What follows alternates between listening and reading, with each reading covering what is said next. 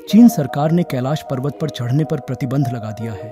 उन्होंने पहाड़ के पास समतल सतह पर मकान और हवाई अड्डा बनाने की इजाज़त दे दी है। ऐसा माना जाता है कि चीन का यह क्षेत्र खतरनाक है और श्रद्धालुओं के लिए यहाँ जाना कठिन है। कैलाश पर्वत के ऊपर का स्थान, जहाँ कई छोटे छोटे पर्वत मिलते हैं, पामीर की गांठ के नाम से जाना जाता है। इसे गांठ इसलिए कहा जाता है क्योंकि इसमें अनेक मिश्रित छोटे छोटे पर्वत शामिल हैं।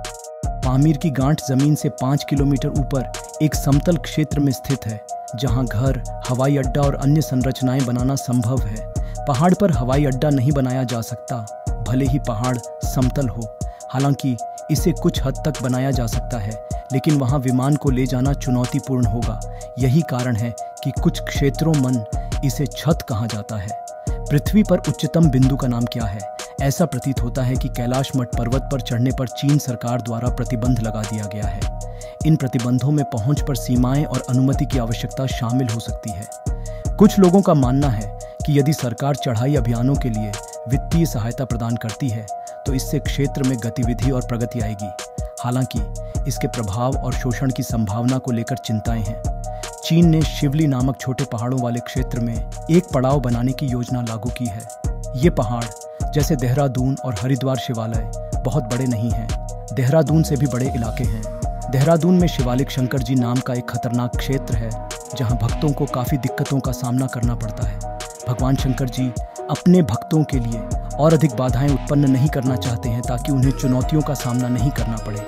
देहरादून में कैलाश पर्वत पर जाना फिलहाल बहुत मुश्किल है, और कश्मीर में यह कैसा होगा, ये देखने वाली बात होगी। वैष्णो देवी से आगे पहुंचते ही अमरनाथ के पास तबीयत खराब हो जाती है। अमरनाथ की दुर्गम पहाड़ियों में माउंट एवरेस्ट भी है। माउंट एवरेस्ट पर जाने के लिए लोगों के अलग अलग मकसद होते हैं, लेकिन वास्तव में कोई भी इस विश्वास के कारण इस पर नहीं चढ़ता है कि वे बहुत अंधेरे हो जाएंगे और हर दिन खतरों का सामना करेंगे।